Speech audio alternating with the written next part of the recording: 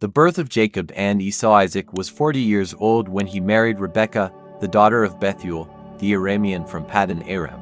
She was the sister of Laban the Aramean. Isaac prayed fervently to the Eternal because his wife was barren, and the Eternal heard his prayer. Rebekah became pregnant, but the babies were rolling and kicking each other inside her so much that she thought, if this is how it's going to be, what's the point of living? She consulted the Eternal to find out what was happening, and he responded, "Two nations are in your womb, two peoples who will struggle against each other even within you. One people will be stronger than the other, and the older will serve the younger." When the time came for her to give birth, sure enough, there were twins. The first to come out was a red-haired boy covered in hair, and he was named Esau, meaning hairy. Then his brother emerged with his hand gripping Esau's heel, and he was named Jacob, meaning heel. When they were born, Isaac was 60 years old. As the boys grew up, Esau became an excellent hunter, a man of the outdoors, while Jacob was more peaceful and preferred staying indoors. Isaac loved Esau because he enjoyed eating the game he brought, but Rebekah loved Jacob. One day, Jacob was cooking a radish stew when Esau came in from the field. He was exhausted and said to Jacob, "Give me some of that stew because I'm starving." That's why he was also called Edom, meaning red. Jacob replied, "Let's make a trade my stew for your rights as the firstborn." Esau answered, "I'm about to die of hunger. What good are my birthright privileges to me?" Jacob insisted, "First, you'll have to swear to it." Esau agreed through an oath, relinquishing his rights as the firstborn to Jacob. Then Jacob gave his starving brother some bread and lentil stew. Esau ate, drank, and left, and that's how Esau despised his birthright. Isaac. Jacob acquires Esau's birthright. Isaac had grown very old and was nearly blind. One day, he called Esau, his eldest son, and said to him, "My son." Isaac continued, "I am old and could die any day now. Do me a favor, take your quiver, arrows, and bow, go out to the field, and bring back some game for me. Then prepare a delicious meal just the way I like it so that I may eat it before I die, and in doing so, I can give you the blessing meant for you." Rebekah overheard the entire conversation between Isaac and Esau. As soon as Esau left to hunt, Rebekah said to Jacob, "I just heard your father speaking with your brother Esau. He told him to bring back some game and prepare a good meal so he could eat and bless him with God's blessing before he dies. My son, listen carefully to what I'm about to say and do exactly as I instruct. Go to the flock and bring me two choice young goats. I'll prepare a delicious meal just the way your father enjoys it, and you will serve it to him. This way, he will bless you after eating, and before he dies." Jacob protested, "But, mother, my brother Esau is hairy, and I have smooth skin. If my father touches me, he'll realize I'm trying to deceive him, and I'll end up cursed instead of blessed." His mother replied, "If that happens, let the curse fall on me. Now, do as I say, go fetch the goats." Jacob obeyed, selected the finest goats, and brought them to his mother. Rebekah prepared a savory meal just the way Isaac liked it. She also took Esau's best clothes, her older son's garments, and dressed Jacob, her younger son, in them. Using the goat skins, she covered Jacob's hands and the nape of his neck. Finally, she handed her son Jacob the delicious meal she had prepared, along with freshly baked bread. Jacob approached his father and called out, "My father." "Who is it?" Isaac asked. "It's me, Esau, your firstborn." Jacob replied, "I've done as you instructed. Sit up and eat from the game I've caught so you can give me the blessing you have prepared." Isaac grew suspicious. "How did you manage to hunt so quickly? It seems strange. Come closer, my son, so I can touch you." "Are you really my son, Esau?" Jacob stepped closer, and Isaac touched him. He remarked, "The voice is Jacob's, but the hands are Esau's." Unable to recognize him because Jacob's hands were hairy like those of his brother, Isaac proceeded cautiously. "Are you truly my son, Esau?" Isaac asked again. "Yes, it's me," Jacob responded. Satisfied, Isaac said, "Bring me the food so I can eat from the game my son has brought, and then give you the blessing I have prepared." Jacob presented the meal, along with wine. Isaac ate and drank. After finishing, he said, "Come closer, my son, and kiss me." Jacob moved closer and kissed his father. Isaac smelled the scent of the clothing Jacob wore and blessed him, saying, "The smell of my son is like the fragrance of a field blessed by the Eternal. May God grant you dew from heaven and fertile land rich with grain and wine. May nations serve you, and may people bow down to you. You will rule over your brothers, and your mother's children will honor you. Those who curse you will be cursed, and those who bless you will be blessed." Moments after Isaac blessed Jacob, as Jacob was leaving, Esau returned from his hunt. He prepared a delicious meal, placed it before his father, and said, "Father, rise and eat from the game your son has brought so you may give me your blessing." "Who are you?" Isaac asked. "I am Esau, your firstborn," he replied. Isaac began to tremble violently. Then, "Who was it who brought me game earlier? I ate it all before you came, and I blessed him. And indeed, he is blessed." Upon hearing his father's words, Esau burst into bitter, uncontrollable tears. He pleaded, "Father, don't you have another blessing for me? Please, bless me too." Isaac answered, "Your brother came here disguised and took the blessing meant for you." Esau exclaimed, "It's no wonder his name is Jacob, the deceiver. This is the second time he has cheated me. He took my birthright, and now he has stolen my blessing." Isaac responded, "I have made him lord over you, promising him abundance of grain and wine. What remains for you, my son?" Esau sobbed, "Do you not have even one blessing left for me? Father, please, bless me." Isaac pronounced this final blessing. "You will live far from the richness of the earth, away from the dew of heaven. You will live by the sword in your hand and serve your brother. But when you break free, you will shake off his yoke from your neck and live independently." Esau harbored deep hatred for his brother because of the blessing his father had given Jacob. He thought to himself, "My father won't live much longer. After he dies, I will kill Jacob." When Rebekah learned of Esau's plan, she called Jacob, her younger son, and warned him, "Your brother Esau is plotting revenge against you. He intends to kill you, my son. Listen to me, flee while you can, for your life's sake. Run to Haran, to the house of Laban, my brother, and stay with him for a while until your brother's anger subsides and he forgets what you've done. When that happens, I'll send for you to return. Why should I lose both my sons in one day?" Later, Rebekah spoke to Isaac. Jacob deceives Isaac to obtain the birthright blessing. "I'm so tired of these women and concubines. If Jacob also marries one of the Hittite women, I'll lose the will to live."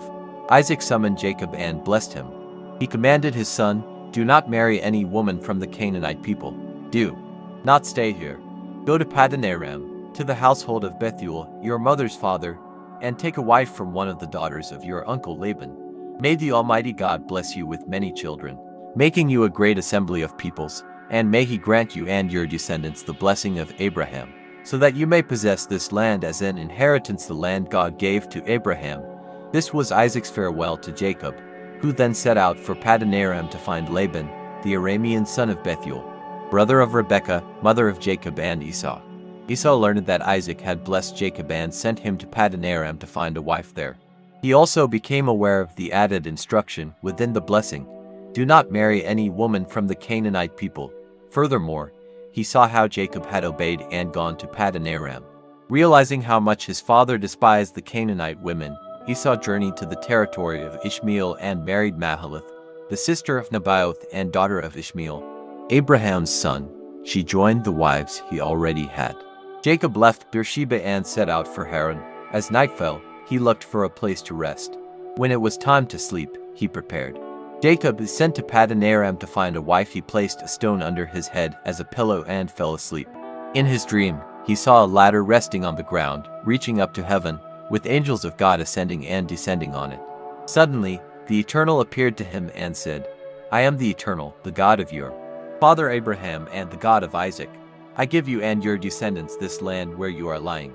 Your descendants will be as numerous as the dust of the earth, spreading out to the north, south, east, and west. Through you and your offspring, all the families of the earth will be blessed. I will always be with you and protect you wherever you go. I will also bring you back to this land, and I will not leave you until I have fulfilled everything I have promised." Jacob woke up and exclaimed, "Surely the Eternal is in this place, and I didn't realize it." He was terrified and stammered, overwhelmed by the awe-inspiring sight. What an incredible, wonderful, and holy thing. This is the house of God, the gateway to heaven.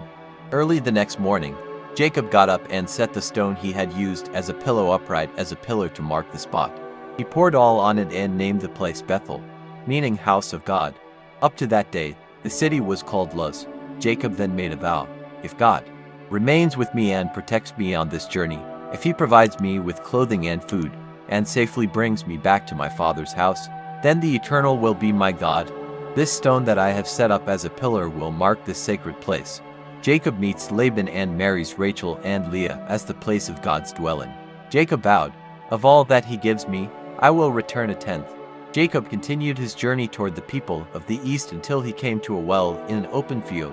3 flocks of sheep were gathered around it, for this was the well from which the flocks drank. It was covered by a very large stone. When all the flocks arrived, the shepherds would roll the stone away, water the sheep, and then roll the stone back over the well. Jacob asked the shepherds, "Friends, where are you from?" They replied, "We're from Haran. Do you know Laban, son of Nahor?" Jacob inquired. "Yes, we know him," they answered. "How is he?" Jacob continued. "He's doing well," they said, "and look, his daughter Rachel is coming with the flock." Jacob said, "It's still broad daylight, not yet time to gather the sheep. Water the flocks and take them back to pasture." They responded, "We can't do that. We have to wait until all the shepherds arrive. It takes many people to roll the stone from the well so the flocks can drink." While Jacob was speaking with them, Rachel, Laban's daughter, arrived with her father's flock. She was a shepherdess. As soon as Jacob saw Rachel, Laban's daughter, and his own mother Rebekah's niece, approaching with the sheep, he rolled the stone away from the well by himself and watered the flock. Then he kissed Rachel and wept aloud. He told Rachel that he was a relative of her father, the son of Rebekah. She ran and told her father. When Laban heard the news that Jacob, his sister's son, had arrived, he ran to meet him, embraced him, kissed him, and brought him home. Once settled, Jacob recounted his journey to Laban. Laban acknowledged, "You are my own flesh and blood." After Jacob had stayed with him for a month, Laban said, "You are my nephew. You shouldn't work for me for free. Tell me what wages you want." Laban had 2 daughters, Leah, the older, and Rachel, the younger. Leah had beautiful eyes, but Rachel was strikingly beautiful, and Jacob loved Rachel. Jacob replied, "I will work for you for 7 years in exchange for Rachel, your younger daughter." Laban liked the idea. Agreed, "It's better for me to give her to you than to some outsider. Stay with me." So Jacob worked for 7 years to win Rachel. To him, it seemed like only a few days because of his deep love for her. When the time was fulfilled, Jacob said to Laban, "Give me my wife now, for I have fulfilled my part of the agreement. I am ready to consummate the marriage." Laban invited the entire local population and held a great feast. But when night fell, Laban brought Leah to Jacob's bed instead of Rachel. Jacob lay with her. Laban also gave Leah a servant named Zilpah to assist her. At daybreak, there was Leah in his bed. Jacob confronted Laban. "Why did you deceive me? Didn't I work these years for Rachel? Why did you trick me?" Laban replied, "It's not our custom here to give the younger daughter in marriage before the older. Finish Leah's bridal week, and I will also give you Rachel, but it will cost you another 7 years of work." Jacob agreed. After completing the bridal week with Leah, Laban gave Rachel to Jacob as his wife and assigned Bilhah, a servant, to assist her. Jacob lay with Rachel, and he loved Rachel more than Leah. Because of her, he worked an additional 7 years for Laban.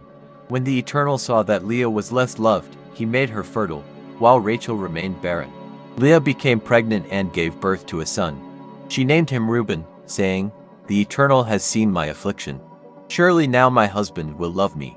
She conceived again and bore another son, saying, "The Eternal heard that I am unloved and gave me this child too." She named him Simeon. She conceived once more and bore another son, saying, "Now perhaps my husband will become attached to me, for I have given him 3 sons." She named him Levi. Later, she conceived a 4th son and said, "This time I will praise the Eternal." Jacob has children with Rachel, Leah, and their servants. The Eternal was with her, and she named the boy Judah, saying, "Praise be to the Eternal." After that, Leah stopped having children for a time. When Rachel realized she couldn't bear children for Jacob, she became jealous of her sister and complained to Jacob, "Give me children, or I'll die." Jacob became angry with Rachel and replied, "Am I in God's place? It's not me who is withholding children from you." Rachel answered, "Here is my servant Bilhah. Sleep with her so she can bear a child on my behalf. At least through her, I can build a family." She gave Bilhah to Jacob as a wife, and he slept with her. Bilhah conceived and bore a son for Jacob. Rachel saw it. "God has judged in my favor and heard my plea by giving me a son." She named him Dan, meaning justice. Bilhah, Rachel's servant, conceived again and bore Jacob a second son. Rachel said, "I've been in an all-out struggle with my sister, and I've won." She named him Naphtali, meaning my struggle. When Leah realized she had stopped having children, she gave her servant Zilpah to Jacob as a wife. Zilpah bore Jacob a son, and Leah exclaimed, "What good fortune!" She named the boy Gad, meaning fortunate. Zilpah, Leah's servant, bore Jacob a second son. Leah declared, "How happy I am! Women will call me blessed." She named him Asher, meaning happy. One day during the wheat harvest, Reuben found some mandrakes in the field and brought them to Leah as a gift. Rachel asked Leah, "Please let me have some of the mandrakes your son brought." Leah retorted, "Isn't it enough that you've taken my husband? Now you want to take the mandrakes from my son too?" Rachel replied, "Fine. In exchange for the mandrakes, you can have Jacob tonight." When Jacob returned from the fields that evening, Leah went out to meet him and said, "Tonight you must sleep with me. I've traded my son's mandrakes for your company." So he lay with her that night. God listened to Leah's prayer, and she conceived, bearing Jacob a fifth son. Leah said, "God has rewarded me for giving my servant to my husband." She named him Issachar, meaning reward. Leah conceived again and bore Jacob a sixth son. She said, "God has given me a precious gift. This time, my husband will honor me because I've borne him 6 sons." She named him Zebulun, meaning honor. Finally, Leah had a daughter and named her Dinah. But God also remembered Rachel. He heard her prayers and allowed her to conceive. She gave birth to a son and said, "God has taken away my shame." She named him Joseph, meaning may he add, praying, "May the Eternal give me another son." After Rachel gave birth to Joseph, Jacob said to Laban, "Let me return to my homeland. Give me my wives, for whom I've worked, and my children. You are a witness to how hard I've worked for you." Laban replied, "If only you'd stay. I've consulted the Eternal and learned that he has blessed me because of you." He continued, "Name your wages, and I'll pay you." Jacob responded, "You know how much my work has meant to you and how your flocks have grown under my care. The small flock you had when I arrived has become large. Everything I've done has brought blessings to you. Isn't it time I do something for my own family?" "What do I owe you?" Laban asked. "What should I give you?" Jacob said, "You don't owe me anything, but here's my suggestion. I'll continue to care for your flocks. Today, I'll go through your entire flock and separate all the speckled and spotted sheep, every dark-colored lamb, and every spotted or speckled goat. These will be my payment. This way, there will be no suspicion when calculating my wages. If you find any goats among my flock that aren't speckled or spotted, or any sheep that aren't black, you'll know I've stolen them." Laban agreed, saying, "That seems fair." It's settled. But that very day, Laban removed all the streaked and spotted male goats, all the speckled and spotted female goats, even those with just a single white spot, and all the black sheep. He placed them under the care of his sons, keeping them far from Jacob 3 days' journey away. Meanwhile, Jacob continued to tend what remained of Laban's flock. However, Jacob had a plan. He took branches of poplar, almond, and plane trees, peeled off strips of bark to create streaks of white, and placed these stripped branches in front of the watering troughs where the flocks came to drink during mating season. As the animals mated in front of the streaked branches, their offspring were born streaked, speckled, or spotted. Jacob positioned the striped and dark-colored animals of Laban's flock separately, ensuring they didn't mix with his own. When the strong animals were ready to mate, Jacob placed the branches in the watering troughs so they would mate in front of the streaked branches. But he did not place the branches in front of the weak animals. In this way, Jacob ensured. Jacob flees from Laban and returns to Canaan. The weak animals remained with Laban, while the strong ones went to Jacob. In this way, Jacob grew increasingly wealthy, owning vast flocks, many servants, camels, and donkeys. Jacob overheard what Laban's sons were saying about him. "Jacob has used our father's wealth to enrich himself at his expense." At the same time, Jacob noticed that Laban's attitude toward him had changed. There was no longer any friendliness. Then the Eternal said to Jacob, "Return to your homeland, to the place where you were born. I will be with you." Jacob sent a message to Rachel and Leah, asking them to meet him in the field where the flocks were. He said, "I've noticed that your father no longer treats me as he once did, but the God of my father is still with me. You both know how hard I've worked for your father. Yet he has cheated me many times, constantly changing my wages, but God has never allowed him to harm me." Whenever Laban said, Your wages will now be the speckled animals." The entire flock began producing speckled offspring. When he said, "From now on, your wages will be the streaked animals," the whole flock started having streaked offspring. God has taken your father's animals and used them to reward me. Once, during the breeding season, I had a dream.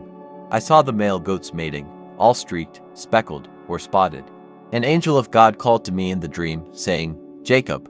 I replied, "Here I am." The angel said, "Look closely. See that all the goats mating are streaked, speckled, or spotted. I know what Laban has been doing to you. I am the God of Bethel, where you anointed a pillar and made a vow to me. Now leave this land and return to your native soil." Rachel and Leah responded, "Doesn't he treat us worse than strangers? He sold us and spent all the money he gained from us. Everything God has taken from our father rightfully belongs to us and our children. Do what God has told you to do." So Jacob acted. He loaded his children and wives onto camels, gathered his flocks and all he had acquired in Paddan Aram, and set out for his father Isaac's house in the land of Canaan. While Laban was busy shearing his sheep, Rachel stole her father's household gods. Jacob had concealed his plans so well that Laban had no idea what was happening. All the commotion went unnoticed by him. Jacob left with everything he owned and soon crossed the Euphrates River, heading toward the hill country of Gilead. 3 days later, Laban received the news: Jacob has fled. Laban gathered his relatives and pursued Jacob. 7 days later, he caught up with him in the hill country of Gilead. But that night, God appeared to Laban, the Aramean, in a dream and said, "Be careful what you say to Jacob." When Laban reached Jacob, whose tents were pitched in the hills of Gilead, he set up his own camp nearby. Laban confronted Jacob, saying, "What were you thinking, leaving secretly without telling me? Why did you take my daughters away like prisoners of war? Why did you run off like a thief in the night? Why didn't you tell me? I would have sent you off with a grand farewell, with music, flutes, and tambourines. You didn't even let me kiss my daughters and grandchildren. Goodbye. That was foolish of you. If I wanted, I could destroy you right now. But the God of your father spoke to me last night, saying, 'Be careful what you do to Jacob.' I understand that you left because you were homesick. But why did you steal my household gods?" Jacob answered Laban, "I was afraid you'd take your daughters from me by force. As for your gods, if you find them with anyone here, that person will die. Search in front of everyone. If you find anything that belongs to you, take it." Jacob didn't know that Rachel had stolen the gods. Laban entered Jacob's tent, then Leah's, and the tents of the 2 servant women, but found nothing. When he left Leah's tent, he went to Rachel's, but Rachel had hidden the gods inside a cushion and was sitting on them. After Laban searched the tent thoroughly without finding anything, Rachel said to him, "My lord, don't think I'm being disrespectful by not rising before you, but I'm in my monthly cycle." So he turned the place upside down, but couldn't find the household gods. Then it was Jacob's turn to become angry. He shouted at Laban, "What crime have I committed? What wrong have I done to deserve this torment? You've searched through all my belongings. Did you find anything that belongs to you? Show me, let these 2 families judge between us. For 20 years I've worked for you. None of your ewes or goats ever miscarried, and I never ate any of your flock's rams. I never failed to compensate you for any animal lost to predators. I paid for everything out of my own pocket. Whether it was my fault or not, you forced me to pay. No matter how hot or cold it was, I spent countless sleepless nights working for you. For 20 years, I served you like a slave. 14 years for your 2 daughters and 6 years for your flocks. You changed my wages 10 times. If the God of my father, the God of Abraham and the fear of Isaac, hadn't been with me, you would have sent me away empty-handed. But God saw my hardship and how hard I worked, and yesterday he passed judgment." Laban defended himself, saying, "The daughters are mine, the children are mine, and the flocks are mine. Everything you see belongs to me. But what can I do about my daughters and their children? Let's settle things between us and make a covenant. God will be our witness." Jacob set up a stone as a pillar. Then he called his family and said, "Bring more stones." They gathered stones, made a pile, and ate beside the makeshift monument. Laban named it in Aramaic, Yegar Sahadutha Witness Monument. Jacob named it in Hebrew, Galid Witness Monument. Laban said, "This monument will stand as a witness between me and you," which is why it's called Galid. It's also called Mitzpah Watchtower, because I said, "The Eternal watches between me and you when we are apart." If you mistreat my daughters or take another wife, even if no one is watching, God will see and be a witness between us." Laban continued, "This monument and this stone pillar I've erected will serve as witnesses that I will not cross this point to harm you, nor will you cross to harm me. The God of Abraham and the God of Nar, the God of our fathers, will judge between us." Jacob swore by the fear of Isaac. Jacob prepares to meet Esau and wrestles with an angel after offering a sacrifice on the mountain. Jacob worshipped there and called all the members of his family together. They ate and spent the night in the mountain. Early the next morning, Laban rose, kissed his grandchildren and daughters, blessed them all, and returned home. Jacob continued on his journey. Along the way, God's angels met him. When Jacob saw them, he exclaimed, "This is God's camp." And he named the place Mahanaim, meaning to camps. At one point, Jacob sent messengers ahead to his brother Esau in the land of Seir in Edom with these instructions. "Say this to my lord Esau. Your servant Jacob sends this message. I have been staying with Laban and have only now been able to leave.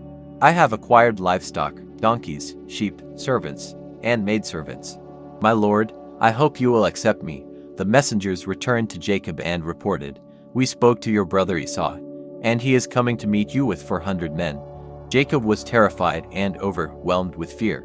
He divided the people, flocks, cattle, and camels with him into 2 groups, thinking, if Esau comes to attack one group, the other might escape. Then Jacob prayed, "God of my father Abraham, God of my father Isaac, O Eternal One, who said to me, 'Return to your homeland, and I will deal well with you.' I am unworthy of all the kindness and faithfulness you have shown me.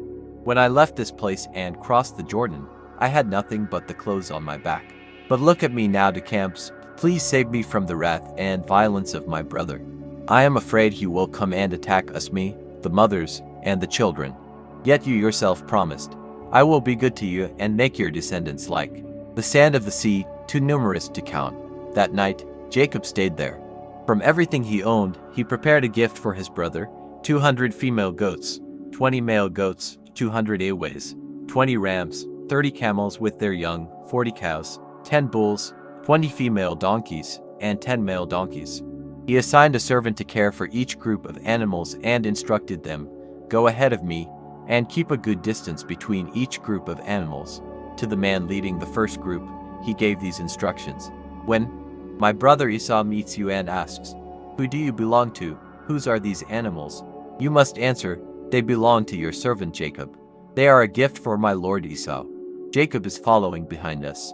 He gave the same instructions to the second and third servants, one by one, as they set out with their groups of animals. "Say, 'Your servant Jacob is following behind us.'" Jacob thought, "I will appease my brother's anger with one gift after another. Perhaps when I finally meet him face to face, he will welcome me joyfully." The gifts went ahead of Jacob, but he stayed behind, planning to spend the night in the camp. During the night, he got up, took his 2 wives, his 2 servant women, and his 11 sons, and crossed the Jabbok River.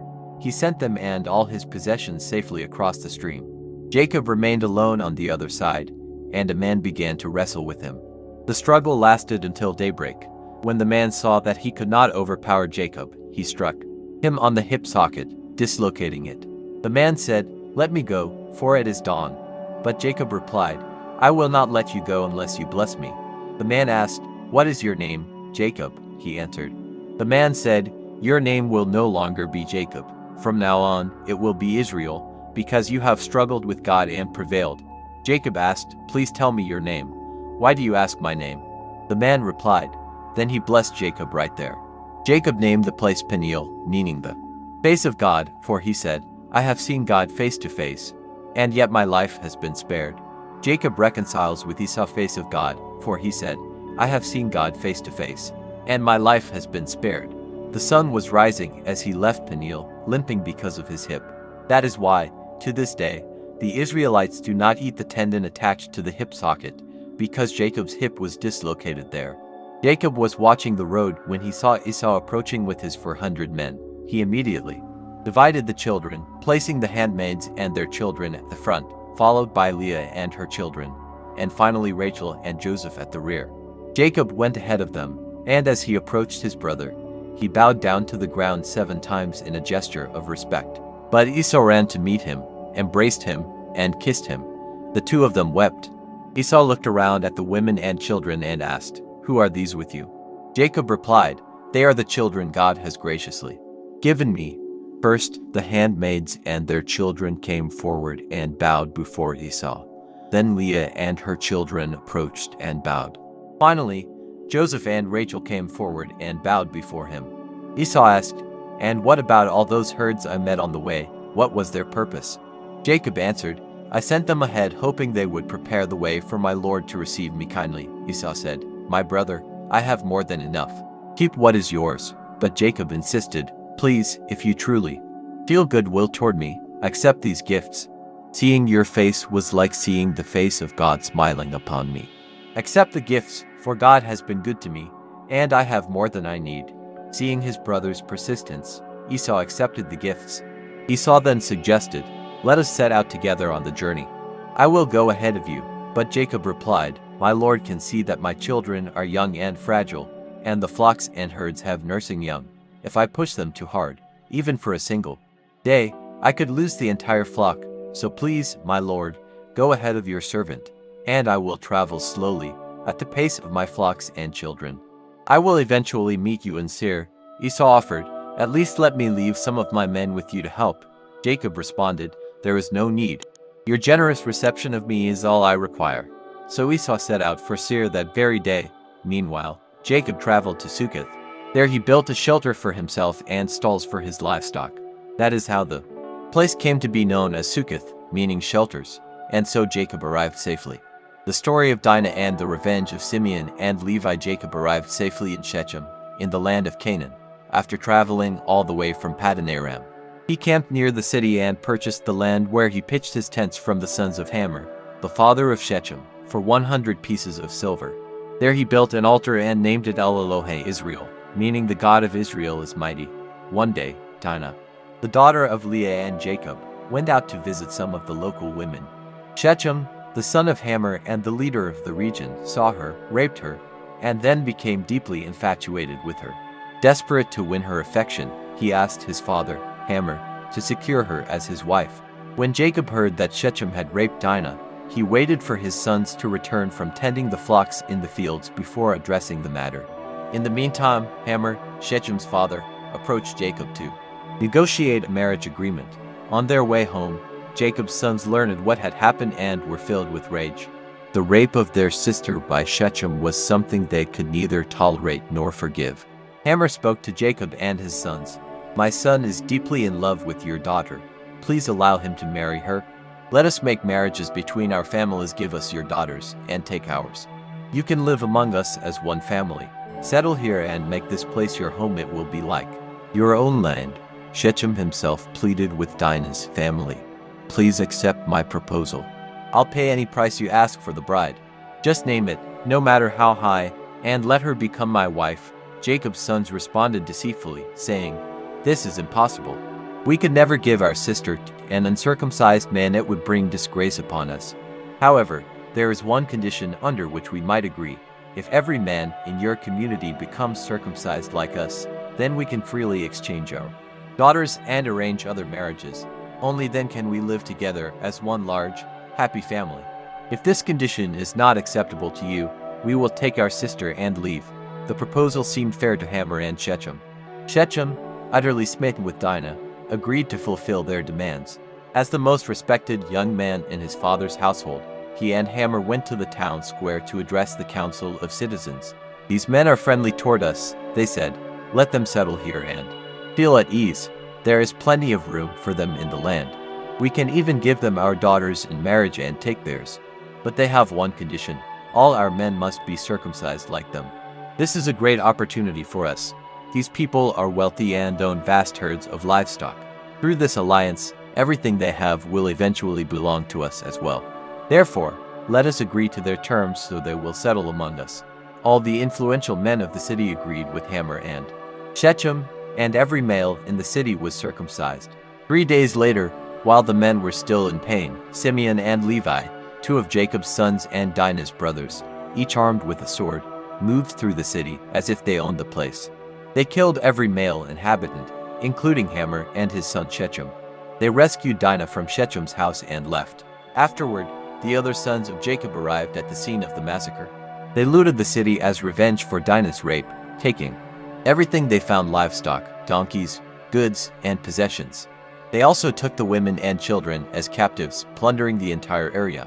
Jacob returns to Bethel, where God renews the covenant with him. They searched all the houses for valuables. Jacob rebuked Simeon and Levi. "You have brought shame on my name among the people here. These Canaanites and Perizzites, if they unite against us, will have no trouble destroying me and my family because we are so few." But they replied, "Should our sister be treated like a prostitute and left unpunished?" God said to Jacob, "Return to Bethel, stay there, and build an altar to the God who appeared to you when you were fleeing from your brother Esau." Jacob gathered his household and everyone living with him, instructing them, "Get rid of all the foreign gods you have, wash yourselves, and put on clean clothes. We are leaving for Bethel, where I will build an altar to the God who answered me in my distress and has been with me wherever I've gone." They handed over to Jacob all their foreign gods and the earrings they wore as amulets. Jacob buried them under an oak tree near Shechem. Then they set out. A paralyzing fear fell over the surrounding cities, so no one dared to pursue Jacob's family. Jacob and his group arrived at Luz, which is Bethel, in the land of Canaan. There he built an altar and named it El Bethel, meaning God of Bethel, because it was the place where God had revealed himself to him when he was fleeing from his brother. At that time, Deborah, Rebekah's nurse, died and was buried beneath the oak near Bethel, which was named Allon-Bachuth, meaning oak of weeping. God appeared to Jacob again after he returned from Paddan Aram and blessed him. "Your name is Jacob, but you will no longer be called Jacob. From now on, your name will be Israel, meaning one who struggles with God." God continued, "I am the Almighty God. Be fruitful and multiply. A nation and indeed a community of nations will come from you, and kings will descend from you. The land I gave to Abraham and Isaac, I now give to you and your descendants." Then God departed from the place where he had spoken with Jacob. Jacob set up a stone pillar at the site where God had spoken to him, poured a drink offering on it, and anointed it with oil. In this way, Jacob consecrated the place where God had spoken to him, Bethel, the house of God. The caravan left Bethel, and while they were still some distance from Ephrath, Rachel went into labor. It was a difficult delivery. When her labor pains reached their peak, the midwife said to her, "Don't be afraid. You have another son." With her last breath, as she was dying, she named him Benoni, meaning son of my sorrow, but his father called him Benjamin, meaning son of good fortune. Rachel died and was buried on the way to Ephrath, which is Bethlehem. Jacob set up a pillar over her tomb, marking the spot, which remains there to this day, the tomb of Rachel. Israel moved on and camped at Migdal-eder. While Israel lived in that region, Reuben slept with Bilhah, his father's concubine, and Israel heard about it. Jacob had 12 sons, the sons of Leah, Reuben Jacob's firstborn, Simeon, Levi, Judah, Issachar, and Zebulun. The sons of Rachel, Joseph and Benjamin. The sons of Bilhah, Rachel's servant, Dan and Naphtali. The sons of Zilpah, Leah's servant, Gad and Asher. These are the sons of Jacob born in Paddan Aram. Finally, Jacob returned to his father Isaac at Kiriath Arba Hebron, where Abraham and Isaac had lived. Isaac was now 180 years old. He breathed his last and died at a very old age. His sons Esau and Jacob buried him in the family tomb. There was a severe famine in the land, as bad as the one during Abraham's time. So Isaac moved to Gerar, the land of Abimelech, king of the Philistines. The Eternal appeared to him and said, "Do not go down to Egypt. Stay in this land, and I will be with you and bless you. I will give you and your descendants all this land to fulfill the promise I made to your father Abraham. I will make your descendants as numerous as the stars in the sky and give them all this land. Through your offspring, all nations on earth will be blessed because Abraham obeyed me and kept my commands, my decrees, and my instructions." So Isaac stayed in Gerar. When the men of the place asked about his wife, Isaac replied, "She is my sister," for he was afraid to say, "She is my wife," thinking, "The men here might kill me because of her beauty." One day, after Isaac had been living there for some time, Abimelech, king of the Philistines, looked out of his window and saw Isaac caressing Rebekah. The king summoned Isaac and asked, "Is she really your wife? Why did you say she was your sister?" Isaac replied, "Because I thought someone might kill me to take her." Abimelech responded, "What have you done to us? One of the men could have easily lain with your wife, and you would have brought guilt upon us." Then Abimelech issued a decree to the people, "Whoever harms this man or his wife will surely die." Isaac prospered in that land. He reaped 100-fold from his crops, and the Eternal blessed him. He became very wealthy, owning large flocks, herds, and many servants. The Philistines grew envious and stopped up all the wells that Abraham's servants had dug in his time. Finally, Abimelech said to Isaac, "You must leave, for you have become too powerful for us." Isaac left and settled in the valley of Gerar. There he reopened the wells dug in his father Abraham's time, which the Philistines had filled after Abraham's death. He gave them new names. One day, Isaac's servants found water while digging in the valley, but the herdsmen of Gerar quarreled with Isaac's herdsmen, claiming, "This water is ours." So Isaac named the well Esek, meaning dispute, because they had argued over it. They dug another well, and again there was contention over it, so they named it Sidna, meaning accusation. Isaac moved on and dug another well, and this time there was no dispute. He named it Rehoboth, meaning wide open spaces, saying, "Now the Eternal has given us room to flourish in the land." From there, Isaac went up to Beersheba. That night, the Eternal appeared to him and said, "I am the God of your father Abraham. Do not be afraid, for I am with you. I will bless you and multiply your descendants because of my servant Abraham." Isaac built an altar there and called on the name of the Eternal. He pitched his tent, and his servants dug another well. One day, Abimelech came from Gerar with the Huzath, his advisor, and Phicol, the commander of his army, to meet Isaac. Isaac asked, "Why have you come to me, since you sent me away?" They replied, "We have seen that the Eternal is with you. Let us make a covenant with you, a treaty of friendship. We have not harmed you, we treated you well and sent you away peacefully. May the Eternal's blessing be with you." Isaac prepared a feast, and they ate and drank together. The next morning, they swore an oath to each other. Then they parted ways as friends. Later that same day, Isaac's servants reported, "We have found water." Isaac named the well Sheba, meaning oath, and the city was called Beersheba, meaning well of the oath. Esau, at the age of 40, married Judith, daughter of Beeri the Hittite, and Basemath, daughter of Elon the Hittite. These marriages caused grief for Isaac and Rebekah.